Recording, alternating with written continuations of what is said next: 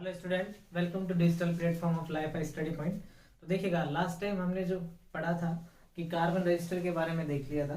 आज जो हम देखने वाले हैं टाइप्स ऑफ रेजिस्टेंस देखेंगे, यानी कि प्रतिरोध के प्रकार। ठीक है,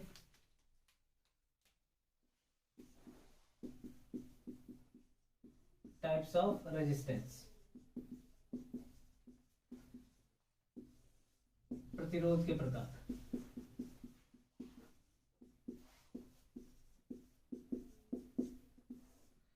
देखिए, अगर संरचना के अकॉर्डिंग देखें, इन कंस्ट्रक्शन के अकॉर्डिंग देखें, तो जो कार्बन प्रतिरोध है वो अपने पास दो प्रकार के होते हैं। किसके आधार पर? संरचना के आधार पर।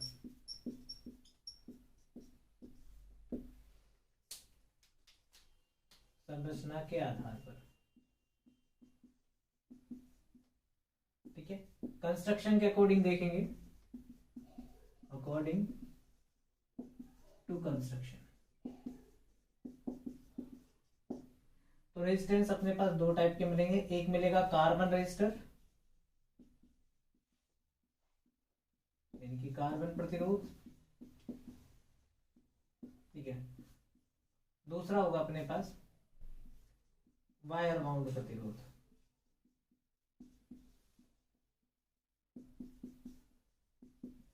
ठीक है। इसी को तार घाव प्रतिरोध भी बोला जाता है।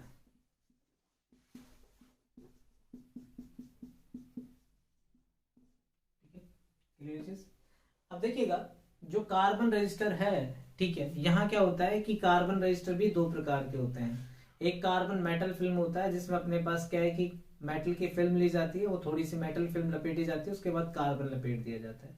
अब ये कार्बन रजिस्टर जो है, ये अपने पास आकार में छोटे होते हैं, और इनका मान प्रदर्शित करने के लिए हम विभिन्न रंग की पट्टिकाओं का उपयोग करते हैं, जैसे कलर कोडिंग, ठीक है। वो हमने लेक्चर 3 में कंप्लीट कर ली थी, ठीक है। वायर बाउंड प्रतिरोध क्या होता है? अपने पास जो रियोस्टेट देखा होगा आपने, उसमें क्या होता है कि बेकेलाइट का खोल होता है, उस बेकेलाइट के खोल पर नाइक्रोम का वायर लपेटा जाता है, या फिर यूरेका, दोनों में से कोई सा भी आप यूज कर सकते हैं। मोस्टली जो प्रेफर किया जाता है वो यूरेका प्रीफर किया जाता है, क्योंकि यूरेका का जो ताप गुणांक है वो मिनिमम होता है, यानी कि प्रतिरोध, यानी ताप बढ़ने के साथ साथ इसका प्रतिरोध लगभग बदलता नहीं है। क्लियर चीज, ठीक है। सेकंड, अगर हम ताप गुणांक के अनुसार देखें, ताप गुणांक के आधार पर, ताप गुणांक के आधार पर, ठीक है, according to temperature coefficient, according to temperature temperature coefficient, ठीक है। ताप गुणांक के आधार पर रेजिस्टेंस जो होंगे अपने पास, वो दो प्रकार के होंगे। एक होगा एनटीसी,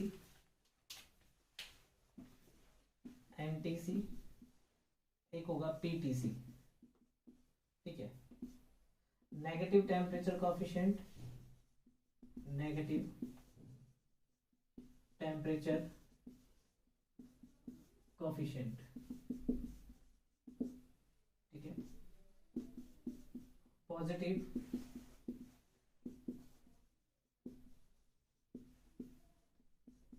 टेम्परेचर कॉफिशिएंट, ठीक है। हिंदी में से बोलते हैं ऋणात्मक ताप गुणांक, ठीक है, और इसे बोलते हैं धनात्मक ताप गुणांक। दोनों लिख देते हैं, ऋणात्मक ताप गुणांक,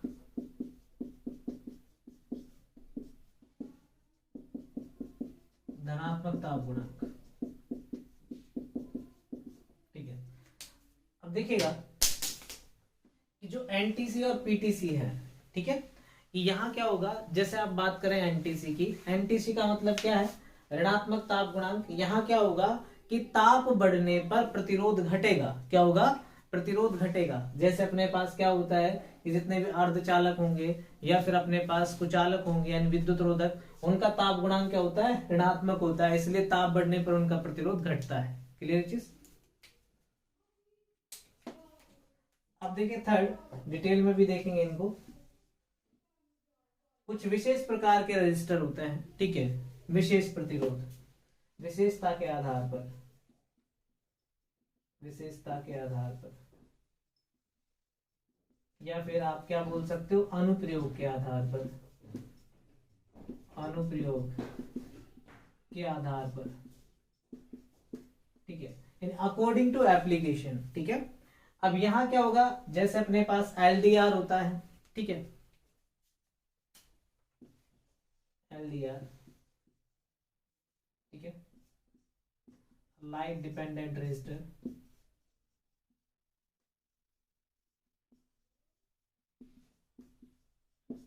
ठीक है। तो यहाँ क्या होगा कि जो रेजिस्टेंस है, ठीक है, जो रेजिस्टेंस है वो क्या होगा, प्रकाश के साथ साथ क्या होगा, परिवर्तित होगा। क्लियर चीज, ठीक है। सेकंड अपने पास क्या हो गया, सेंसिटर, ठीक है। थर्ड हो गया अपने पास थर्मिस्टर, ठीक है। जो सेंसिटर है इसका जो टेम्परेचर कोफिशिएंट होता है वो पॉजिटिव होता है, ठीक है। थर्मिस्टर इसका जो टेम्परेचर कोफिशिएंट होता है वो नेगेटिव होता है, ठीक है, एनटीसी होता है। क्लियर, ठीक है। अब देखिएगा कि जो अपने पास एलडीआर है, सेंसिटर है, थर्मिस्टर है, इनका कुछ विशेष प्रयोग होगा, विशेष एप्लीकेशन होती है, वहीं यूज होता है। फोर्थ हो गया अपने पास वीडीआर, वीडीआर का मतलब voltage dependent register, voltage dependent register, ठीक है। क्लियर चीज। तो टोटल अपने पास जो रेजिस्टेंस हो गए ये किसके अकॉर्डिंग हो गए, ये अनुप्रयोग के आधार पर हो गए, ये कंस्ट्रक्शन के अकॉर्डिंग हो गए, और ये टेम्परेचर कोएफिशिएंट के अकॉर्डिंग, ठीक है। नेक्स्ट जो रजिस्टर आता है वो आता है अकॉर्डिंग टू वैल्यू, यानी मान के आधार पर प्रतिरोध कितने प्रकार के होते हैं, ठीक है। इतना नोट कीजिएगा, ठीक है, नोट कर लिया आपने। अब देखिए एक एक को देखते हैं।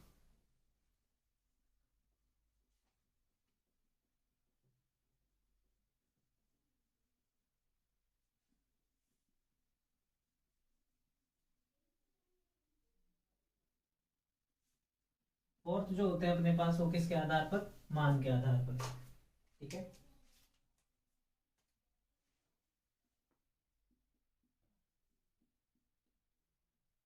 मान के आधार पर प्रतिरोध,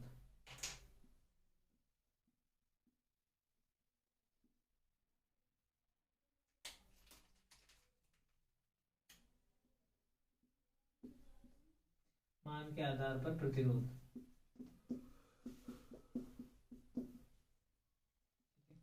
यानी अकॉर्डिंग टू वैल्यू,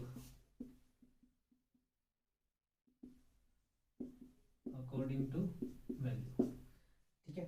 अब देखिएगा जो रेजिस्टेंस होंगे मेरे पास वो कौन कौन से होंगे, ठीक है।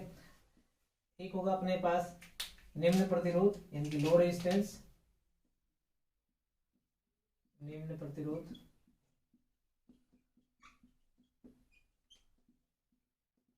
जैसे आप क्यों बोलोगे, लो रेजिस्टेंस, ठीक है। सेकंड होगा मध्यम प्रतिरोध,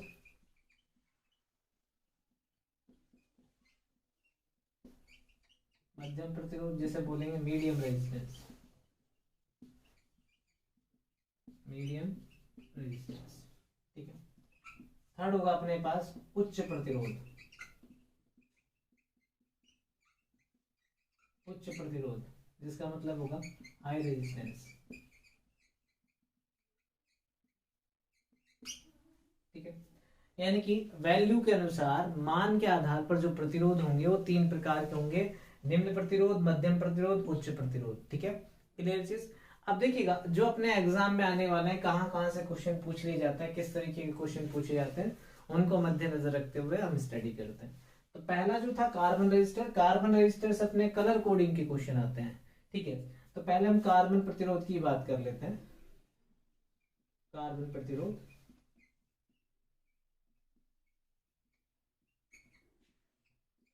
कार्बन रजिस्टर, कार्बन रजिस्टर, ठीक है। अब देखिएगा कार्बन प्रतिरोध क्या होता है, ये दो प्रकार के होते हैं, एक तो सिंपल कार्बन और एक कार्बन फिल्म, ठीक है। तो देखिए कार्बन फिल्म में क्या होता है, इस टाइप से अपने पास क्या होता है कि मेटल की फिल्म होती है, और ये जो फिल्म है मेटल की, ये मेटल की बनी हुई है, और इस पर क्या कर दिया जाता है, इस तरीके से कार्बन का जो पाउडर है वो फिल कर दिया जाता है, ठीक है। ये कार्बन का पाउडर है। इस टाइप का जो रेजिस्टेंस होगा वो क्या होगा, मेटल फिल्म प्रतिरोध, कार्बन फिल्म प्रतिरोध भी बोल सकते हैं। कार्बन की जो है पतली फिल्म चढ़ाई जाती है इस पे, ठीक है। अब जो रेटिंग है, ठीक है, कार्बन रेजिस्टर की, तो ये अपने पास जो वाट में भी हो सकती है, ठीक है, वाट में। और जो वैल्यू होती है, इकाई जो यूनिट होती है रेजिस्टेंस की, वो क्या होती है, ओम, ठीक है। तो जो रेटिंग है वाट में भी की जाती है और ओम में भी की जाती है। क्लियर चीज, ठीक है, ये रिमेंबर रखना है। तो कभी कभी आपको जो रजिस्टर है यानी प्रतिरोध है उसकी रेटिंग किस में भी दिखाई देने को मिलेगी, वाट में। जैसे आपने जनरली रियो स्टेट की बात करें, वहां लिखा देखा होगा 1 ओम 300 वाट, ठीक है। क्लियर चीज, तो नोटिफिकेशन के लिए अपने पास ये यूज कर लेते हैं। और नेक्स्ट जो है अपने पास बैंड, कार्बन बैंड रेजिस्टर, जो कार्बन के बने होते हैं, इस टाइप के कार्बन के प्रतिरोध होंगे। तो यहाँ इस पे बैंड बनी होती है, 4 बैंड, 5 बैंड, 6 बैंड, इस तरीके से, ठीक है। ये कार्बन रेजिस्टर होता है, ठीक है। ये फिल्म वाला होता है और ये कार्बन रेजिस्टर होता है। यहाँ जो मान दर्शाने के लिए विभिन्न रंग की पट्टिकाओं का उपयोग किया जाता है, इसलिए इसको क्या बोलते हैं, कलर कोडिंग बोलते हैं। क्लियर चीज, दोनों में डिफरेंस समझ में आ गया होगा कि जो पहले अपने पास फैन रेगुलेटर चलते थे, ठीक है, तो देखे होंगे अपने पास फैन रेगुलेटर 1 2 5 पुराने वाले देखे, तो वहां इसी रेजिस्टेंस का उपयोग किया जाता था, ठीक है। जो कार्बन फिल्म प्रतिरोध है, यहाँ पर ग्रीन ग्रीन कलर का जो है अपने पास वो कार्बन चढ़ा रहता था, उसमें अंदर जो होता था तो वो वायर होता था। क्लियर चीज, ठीक है, चलता है आगे। दूसरा नेक्स्ट जो आता है अपने पास, वो आता है तार घाव प्रतिरोध, जिसे आप वायर बाउंड प्रतिरोध कहते हो, ठीक है। ये नोट कीजिएगा।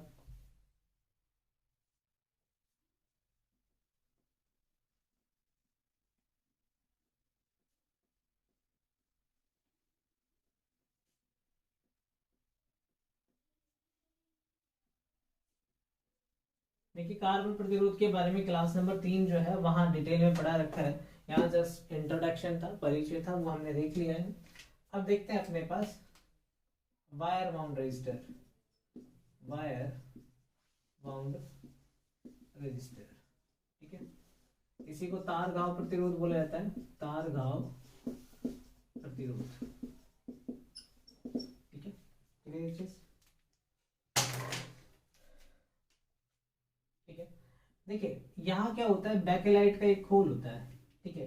अब ये बैकेलाइट का बना हो सकता है और किसका बना हो सकता है, पीओपी का भी बना हो सकता है। ये मेरे पास क्या हो गया, बैकेलाइट का एक खोल हो गया इस तरीके से,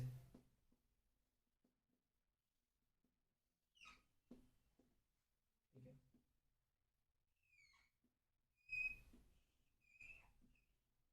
ये इसकी लैग हो गई, इनकी आधार या बेस बोल सकते हैं इसे, ठीक है। अब देखिएगा इस पर क्या होता है, यूरे का जो वायर है उसको लपेटा जाता है इस तरीके से। ये यूरे का वायर हो गया,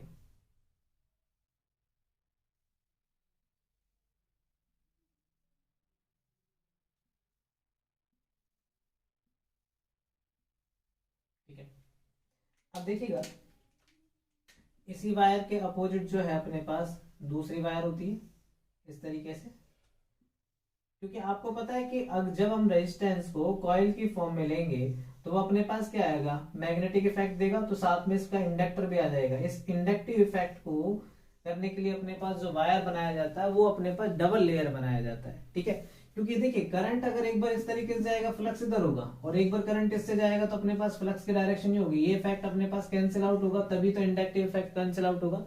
यानी कहने का मतलब है जब भी कोई कॉइल बनती है तो ये अपने पास कॉइल क्या बनाती है, प्रेरण को दर्शाएगी, इंडक्टर को दर्शाएगी। तो इस इफेक्ट को यानी इस प्रभाव को कम करने के लिए इसे दोहरी संरचना में बनाया जाता है। क्लियर चीज, ठीक है। अब देखिए यहाँ अपने पास जो होता है, इसको वेरिएबल करने के लिए यानी कि इसे चेंज करने के लिए,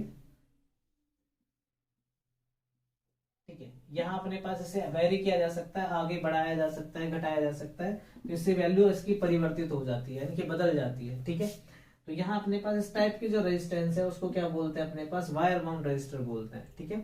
तो ये जो है इसमें जो वायर यूज किया जाता है वो यूरेका का होता है। अब देखिए यूरेका भी यूज कर सकते हैं और नाइक्रोम भी यूज कर सकते हैं, ठीक है। बुकों में दोनों दे रखा है, लेकिन जब दोनों में से किसी एक को प्रीफरेंस दी जाए तो वो हमेशा यूरेका को फॉलो करेंगे, ठीक है। क्योंकि इसका जो ताप गुणांक है वो क्या होता है, बहुत कम होता है, जिसके कारण क्या है कि टेम्परेचर बदलने पर इसकी वैल्यू नहीं बदलती। ठीक है। तो मानक प्रतिरोध किसके बनाए जाते हैं? यूरेका के। ठीक है, तो पॉइंट लिख लीजिएगा, वायर बाउंड प्रतिरोध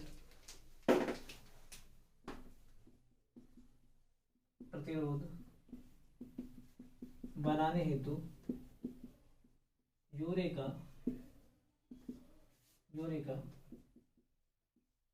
तार का उपयोग किया जाता है।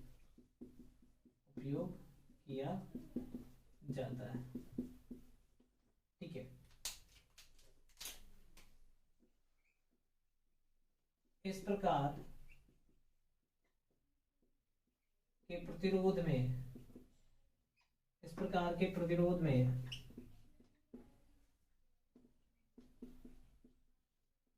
दोहरी संरचना, ठीक है, डबल घुमाव भी लिख सकते हैं अपने,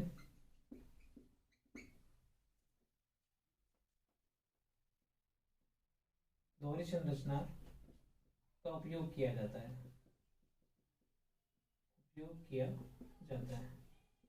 दोहरी संरचना का मतलब है एक बार अपने पास अगर इस तरीके से फ्लक्स क्रिएट होगा तो दूसरी टाइप से फ्लक्स कि इसका जो प्रेरकत्व यानी इंडक्टिव इफेक्ट को समाप्त करने हेतु इसका उपयोग करते हैं दोहरी संरचना को। ये डबल घुमाव भी बोल सकते हैं, लेकिन ये घुमाव में जो करंट होगा, करंट हमेशा क्या होगा? अपोजिट डायरेक्शन में होगा, जिस तरीके से यहाँ आपको समझाएगा। क्लियर ये चीज? ठीक है, तो ये था अपने पास वायर बाउंड रेजिस्टर। ठीक है, वेरिएबल रेजिस्टर होता है, इसकी वैल्यू को हम चेंज भी कर सकते हैं। ज्यादातर जो मशीन पैनलों के साथ इसी का उपयोग किया जाता है। कि आपने देखा होगा कि अपने पास आर्मेचर रेजिस्टेंस कंट्रोल विधि में यही होता है कि जब अपने पास रेजिस्टेंस को वेरी करते हैं तो आर्मेचर का रेजिस्टेंस चेंज होता है, मोटर की स्पीड जो है वो डिक्रीज होती है, क्योंकि बैक ईएमएफ की वैल्यू डिक्रीज होती है। क्लियर चीज? ठीक है, तो नोट कीजिएगा, नोट कर लिया होगा ये आपने।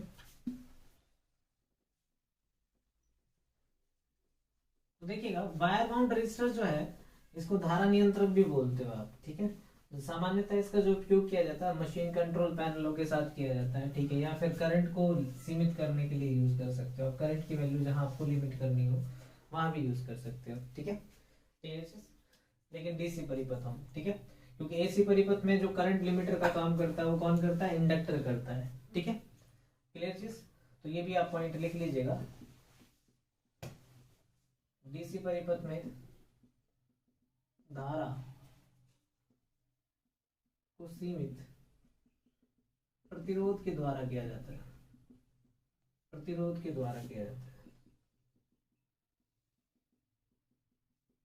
ठीक है, जबकि एसी परिपथों में धारा को सीमित प्रेरक के द्वारा किया जाता है।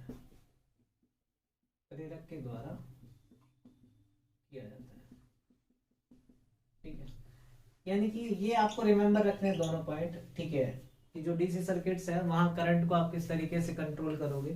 ठीक है, वो अपने पास रेजिस्टर से कंट्रोल करते हो, जबकि एसी परिपथ जो है वहां अपने पास कंट्रोल कैसे करते हैं?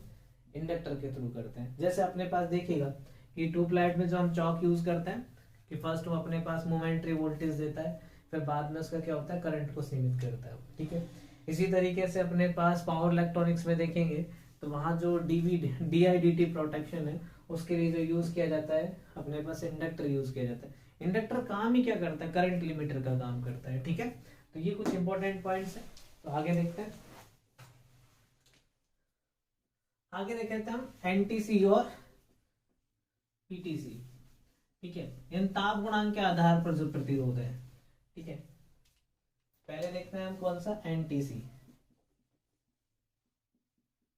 एनटीसी का मतलब नेगेटिव टेम्परेचर कोफिशिएंट।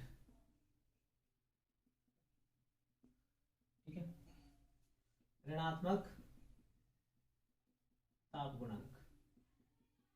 ठीक है, देखिए कभी कभी क्या आपसे इसकी फुल फॉर्म में पूछ ली जाएगी। ठीक है, क्लियर चीज?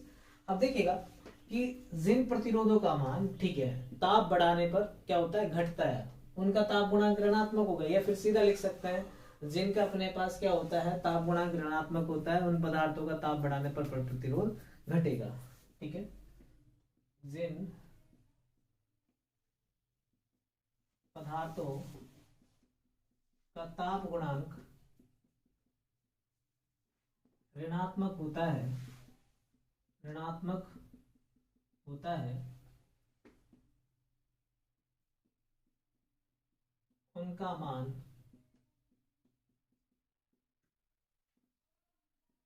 ताप बढ़ाने पर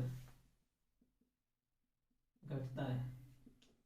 ठीक है, यानी कि R जो है अपने पास आर टी इक्वल्स टू ये हो जाएगा R0 1 minus alpha not T, क्योंकि जब ताप गुणांक ऋणात्मक है। अब देखिए अगर मैं टी को बढ़ाऊंगा तो ये वाली जो संख्या ये बढ़ेगी, एक में से इसे घटाएंगे तो ये वैल्यू कम होगी, तो आर टी की वैल्यू क्या हो जाएगी, ओवरऑल कम हो जाएगी। क्लियर चीज, इन टी बढ़ने पर जो है प्रतिरोध घटेगा। अब इसमें एग्जाम्पल पूछ लिया जाता है भाई अपने पास ताप गुणांक किस किस का ऋणात्मक होता है। फॉर एग्जाम्पल जैसे, ठीक है, अपने अर्धचालक हो गए। ठीक है, अर्धचालक, अर्धचालक में क्या क्या आता है अपने पास, लास्ट क्लास में बताया था आपको, सिलिकॉन होता है, जर्मेनियम होता है, सीजियम होता है, ठीक है, कार्बन होता है इत्यादि। ठीक है, इसी तरीके से अगर अपने पास बताएं, ठीक है, कुचालक या विद्युत रोधक, कुचालक, कुचालक में क्या था अपने पास, पीवीसी, एक्सएलपी, ठीक है, पोर्सिलेन इत्यादि। ठीक है, तो कुचालक और अर्धचालक इनका ताप गुणांक क्या होता है, ऋणात्मक होता है, यानी कि इनका जो टेम्परेचर कॉफिशिएंट है वो नेगेटिव होता है। तो ताप बढ़ाने पर इनके प्रतिरोध में क्या होती है, कमी होती है। क्लियर चीज, नोट कीजिएगा। फिर दूसरा देखते हैं हम पीटीसी। तो देखिएगा एनटीसी में अपने पास क्या होता है, यानी कि जिनका पदार्थों का ताप गुणांक ऋणात्मक होगा, यानी कि माइनस में होगा। तो आप देखिएगा किसी भी संख्या में अपने पास जब ये अपने पास मल्टीप्लाई होगा तो ये जो संख्या है वो माइनस में बढ़ेगी, और एक में से जब ये घटाएंगे तो ये वैल्यू कम होगी, और कोई भी छोटी संख्या को जब आप छोटी होती जाएगी और गुणा करेंगे तो वो संख्या कम होती चली जाएगी। तो सिंपल आपसे इतना क्वेश्चन पूछ लिया जाता है, किन निम्न में से इनका जो ताप गुणांक है कैसा होता है। तो अर्धचालक और कुचालक का क्या हो जाएगा, ऋणात्मक, सिर्फ ये याद रखना है। अर्धचालक में क्या आते हैं, सिलिकॉन, जर्मेनियम और कार्बन। ठीक है, और ये पीवीसी का मतलब क्या हो गया, पॉलीविनाइल क्लोराइड, एक्सएलपी का मतलब क्रॉस लिंक पॉलीएथिलीन, और ये पोर्सिलीन जो है अपने पास इंसुलेटर बनाने के काम आता है। ठीक है, नेक्स्ट देखते हैं अपने पास पीटीसी। पीटीसी का मतलब पॉजिटिव टेम्परेचर कोफिशिएंट।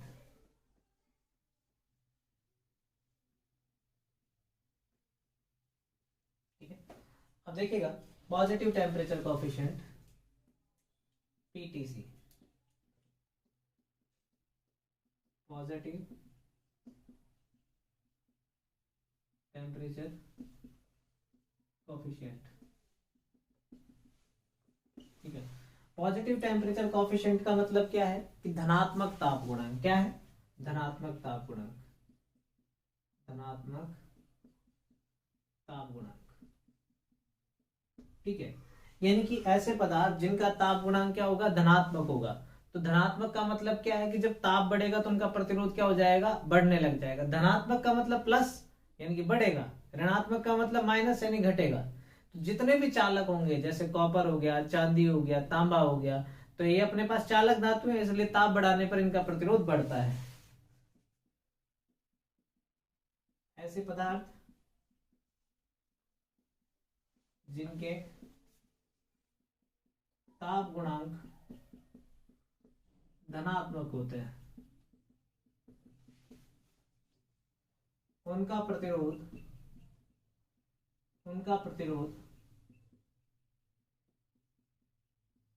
ताप बढ़ाने पर बढ़ता है। ठीक है, जैसे एग्जांपल लिख लिए, जितने भी चालक होंगे, अब चालक कौन कौन से हो गए अपने पास, लोहा हो गया, चांदी, तांबा, एल्युमिनियम इत्यादि। ठीक है, क्लियर चीज। अब देखिएगा फॉर्मूले की बात करें, R T equals to R not 1 plus alpha not T. अब देखिएगा ताप बढ़ाने पर, ताप बढ़ेगा तो ये संख्या बढ़ेगी, फिर ये इसमें जुड़ रही है, जुड़ने पर जो गुना में जो संख्या आएगी वो भी क्या आएगी, बड़ी आएगी। क्लियर चीज, सिर्फ इतना से याद रखना है आपको कि ताप गुणांक जब धनात्मक होता है तो उनका प्रतिरोध बढ़ता है, और ऋणात्मक होता है तो प्रतिरोध घटता है। अब उसमें इतना याद रखना है, जैसे रबड़ हो गया, रबड़ अपने पास कुचालक है तो ताप गुणांक क्या हो जाएगा, ऋणात्मक, तो यानी कि अपने पास प्रतिरोध ताप बढ़ाने पर घटेगा। क्लियर चीज। तो ये हो गया अपने पास पीटीसी। क्लियर चीज? ठीक है, ये नोट कीजिए, फिर आगे देखते हैं। ये अपने पास क्या हो गया, पीटीसी और एनटीसी। अब देखिए जो रेजिस्टेंस है अपने पास, उन रेजिस्टेंस की बात कर ली हमने। अब इसके अनुसार देखते हैं, जैसे वीडीआर, वोल्टेज डिपेंडेंट रेजिस्टर, ठीक है, वोल्टेज डिपेंडेंट रेजिस्टर वीडीआर।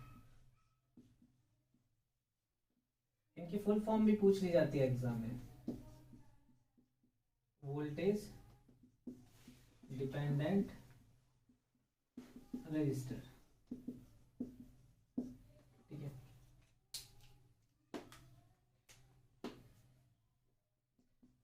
ये हो गया विभव, वोल्टेज को बोलते हैं।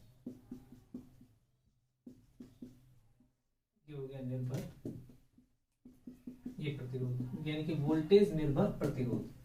अब देखिएगा वोल्टेज बढ़ने पर इनका प्रतिरोध क्या होता है, घटता है। तो ऐसे पदार्थ जिनका वोल्टेज बढ़ने पर प्रतिरोध घटता है तो वो क्या कहलाते हैं, वोल्टेज डिपेंडेंट रेजिस्टर कहलाते हैं, ठीक है।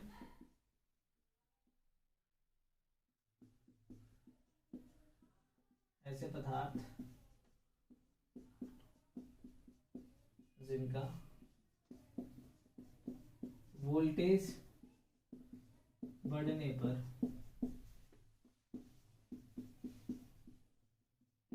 प्रतिरोध घटता है,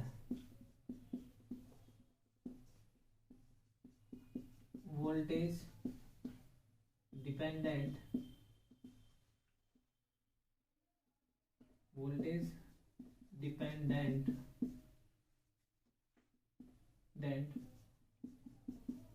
प्रतिरोध कहलाते हैं,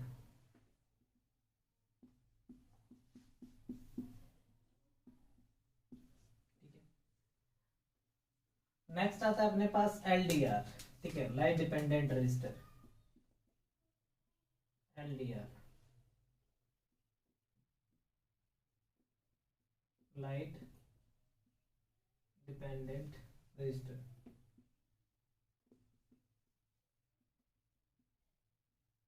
ठीक है,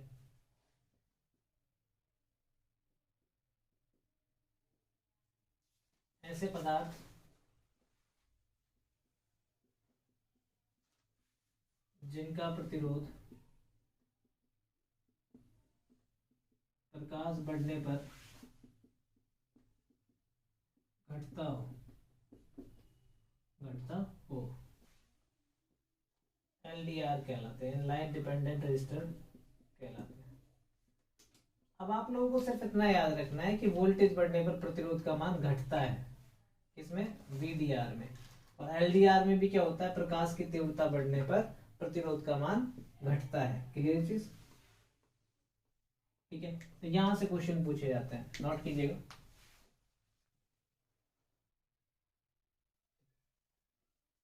ये अपने एलडीआर और वीडीआर। अब देखिए जो सेंसीटर है, सेंसीटर है, उसका ताप गुणांक क्या होता है, धनात्मक होता है। क्या होता है, धनात्मक होता है, ठीक है।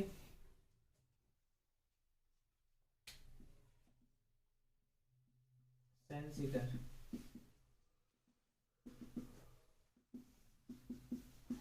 इनका ताप गुणांक धनात्मक होता है, धनात्मक होता है। इसलिए ताप बढ़ाने पर, इसलिए ताप बढ़ाने पर इनका प्रतिरोध बढ़ता है, ठीक है। तो इनका उपयोग विशेष कार्यों में किया जाता है, ठीक है, जैसे ट्रांसड्यूसर हो गए, ठीक है। दूसरा होता है अपने पास थर्मिस्टर, तो देखिए थर्मिस्टर जो है,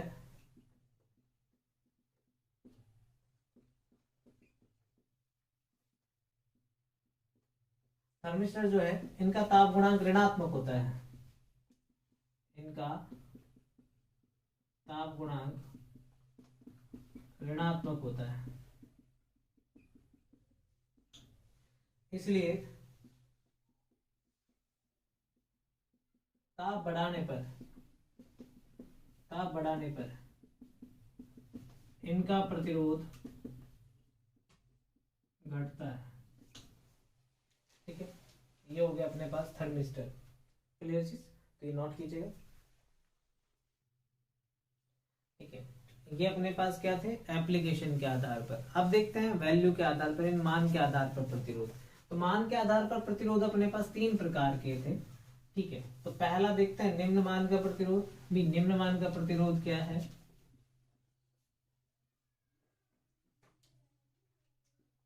मान के आधार पर प्रतिरोध, मान के आधार पर प्रतिरोध। ठीक है, अकॉर्डिंग टू वैल्यू। तो बात करते हैं पहले निम्न प्रतिरोध की। इन लो रेजिस्टेंस, निम्न प्रतिरोध, निम्न प्रतिरोध। देखिए निम्न प्रतिरोध जो है, यानी कि वह प्रतिरोध जिनका मान 1 ओम से कम हो। किससे कम हो, 1 ओम से कम होगा, वो क्या कहलाएंगे, निम्न प्रतिरोध कहलाएंगे। वह प्रतिरोध जिनका मान 1 ओम से कम हो, निम्न प्रतिरोध कहलाते हैं। निम्न प्रतिरोध कहलाते हैं। ठीक है, अब देखिएगा कि जो वैल्यू होगी वो किससे कम होगी, 1 ओम से। दूसरा देखते हैं अपने पास मध्यम प्रतिरोध। मध्यम प्रतिरोध,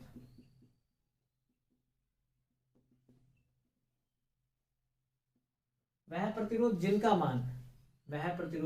जिनका मान अपने पास 1 ओम से तो अधिक हो और अपने पास 100 किलो ओम से कम हो, या फिर 0.1 मेगा ओम से कम हो, क्या कहलाएंगे, मध्यम प्रतिरोध।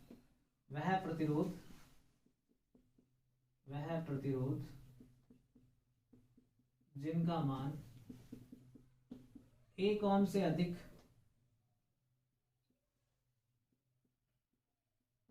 तथा 100 किलो ओम से कम हो, मध्यम प्रतिरोध कहलाते हैं।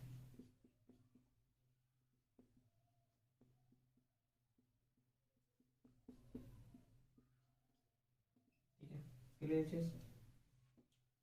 नेक्स्ट अपने पास उच्च प्रतिरोध। क्या है, उच्च प्रतिरोध।